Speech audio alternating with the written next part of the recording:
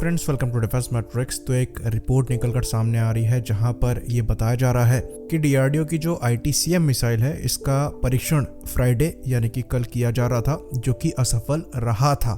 ITCM का full form यहाँ पर है इंडिजिनस टेक्नोलॉजी क्रूज मिसाइल, जो कि निर्भय का ही एक वर्जन है और यहाँ पर इंडियन इंजन को यूज किया जा रहा है। साथ में इंडिजिनस ही अपग्रेडेड सीकर को यहाँ पर यूज किया जा रहा है। तो इस मिसाइल के टेस्ट के दौरान जो परेशानियां हैं वो इनिशियल बूस्टर फेज में बताई गई और मिसाइल लॉन्च होते ही 30 सेकंड के अंदर अंदर पानी में चली गई।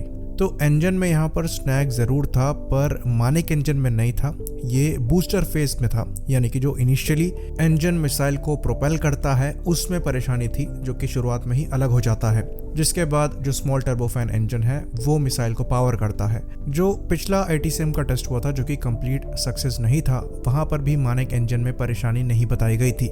तो मिसाइल के अब तक करीबन 8-9 ट्रायल हुए हैं अगर हम निर्भय से काउंट करें, और इनमें से कई ट्रायल्स जो हैं वो सक्सेस भी रहे हैं और कई जो हैं वो कंप्लीट सक्सेस नहीं रहे हैं।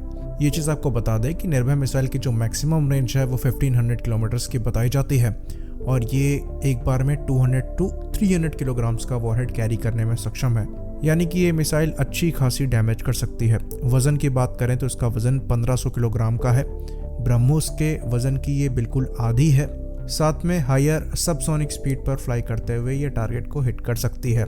सबसे अच्छी बात यहाँ पर यह है कि इस मिसाइल में टेरेन हगिंग और सी स्किमिंग दोनों कैपेबिलिटी है, यानी कि ग्राउंड से काफ़ी पास रहते हुए ये ट्रैवल कर सकती है, जिसकी वजह से एनिमी रडार को अवॉइड करके ये टारगेट के पास पहुंच सकती है। गाइडेंस के लिए यहाँ पर आपको इनर्शियल नेविगेशन सिस्टम मिल जाता है जो कि रिंग लेजर जायरो पर बेस्ड है। बाकी सैटेलाइट गाइडेंस भी यहाँ पर मिल जाता है, जिसके लिए नाविक और GPS यूज़ किया जाता है। टर्मिनल फेज में यहाँ पर एक एक्टिव रडार को यूज़ किया जाता है या फिर इलेक्ट्रो ऑप्टिकल इमेजिंग इंफ्रारेड को भी यहाँ पर यूज़ किया जा सकता है।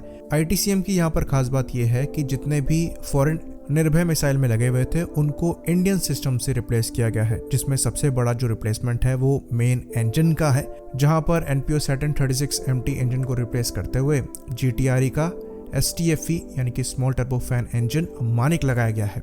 तो ये मिसाइल ग्राउंड से भी लॉन्च हो सकती होगी, शिप से भी लॉन्च हो सकती होगी। ग्राउंड लॉन्चिंग के लिए यहाँ पर एक व्हीकल में एक बार में 4 मिसाइलें जो हैं वो आती हैं और ट्रक माउंटेड होती हैं, तो इनको कहीं भी प्लेस किया जा सकता है। बाकी ये बात भी आपको बता दें कि ये कन्वेंशनल वॉरहेड को तो कैरी करती ही है, साथ ही साथ ज़रूरत पड़ने पर न्यूक्लियर वॉरहेड को भी कैरी कर सकती है। तो इंडिया के लिए ये काफ़ी इंपॉर्टेंट मिसाइल है, क्योंकि अगर हम एयर डिफेंस को डिस्ट्रॉय करने के भी पॉइंट ऑफ व्यू से देखें, अगर इनको पहले यूज़ किया जाता है एक गार्डेड एयर डिफेंस में, तब भी उनके एयर डिफेंसेस को बर्बाद कर सकती हैं, ताकि बाद में फाइटर एयरक्राफ्ट जाकर एक क्लियर एयर स्पेस में ऑपरेट कर सकें।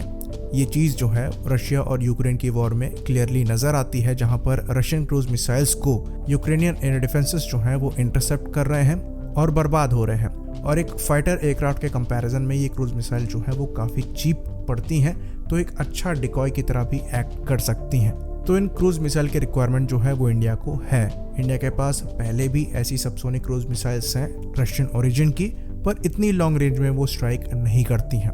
तो आप इसके वजन और रेंज के हिसाब से टोमाहॉक क्रूज मिसाइल से कंपेयर कर सकते हैं, और ये चीज़ हमने इराक वॉर में एविडेंटली देखी है कि ये मिसाइल्स जो हैं वो काफ़ी ज़्यादा मददगार US के लिए साबित हुई हैं। तो इस प्रोग्राम का हमारे लिए सक्सीड करना बहुत ज़्यादा ज़रूरी है। इवन रशिया और यूक्रेन के कॉन्फ्लिक्ट में भी रशियन क्रूज मिसाइल जो हैं वो काफ़ी इंपॉर्टेंट टारगेट्स को स्ट्राइक कर रही हैं, जहां पर फाइटर एयरक्राफ्ट इजीली नहीं पहुंच सकते। तो निर्भय के प्रोग्राम को स्टार्ट हुए काफ़ी समय हो गया है। पहला जो टेस्ट है वो 2013 में हुआ था, यानी कि ऑलमोस्ट एक दशक यानी कि एक डिकेड का समय जो है वो होने जा रहा है। ऑल्दो कुछ ऐसी रिपोर्ट्स आ रही थी जहां पर ये दावा किया जा रहा था इनके कुछ नंबर्स जो हैं वो एक्टिव सर्विस में हैं, लेकिन वो निर्भय मिसाइल्स हैं और लिमिटेड नंबर में ही हैं। ITCM के सक्सीड होने के बाद ये मिसाइलें अच्छे खासे नंबर में हमारी आर्म्ड फोर्सेस की सर्विस ज्वाइन करेंगी और एक फोर्स मल्टीप्लायर का काम करेंगी। आई होप इन्फॉर्मेशन यहाँ पर क्लियर हो। इसी बात पर हम इस वीडियो को भी ख़त्म करेंगे। लाइक करिए, सब्सक्राइब करिए। जय हिंद।